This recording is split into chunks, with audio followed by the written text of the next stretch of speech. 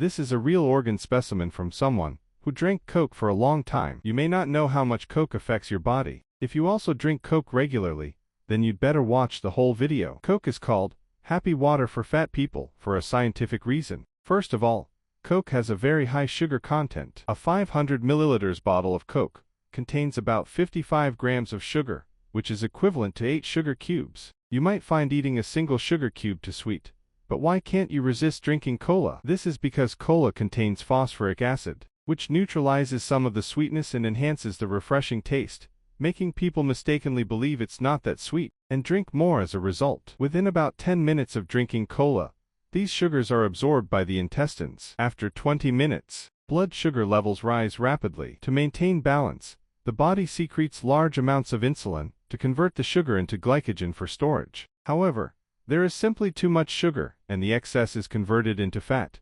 accumulating around the abdomen, liver, and internal organs. This is the direct reason why people who drink a lot of cola are more prone to weight gain. Additionally, a 355 milliliter can of cola contains approximately 40 milligrams of caffeine. By the 40-minute mark, the caffeine in cola begins to take effect, causing you to feel mentally stimulated, your heart rate to increase, and even mild sweating. This invigorating sensation is actually a reaction to the stimulation of the nervous system. However, at the same time, caffeine also prompts the brain to release dopamine, giving you a sense of pleasure. You may mistakenly believe that cola makes you more energetic, which is the beginning of addiction. 1 hour later, the diuretic effect of caffeine begins to manifest.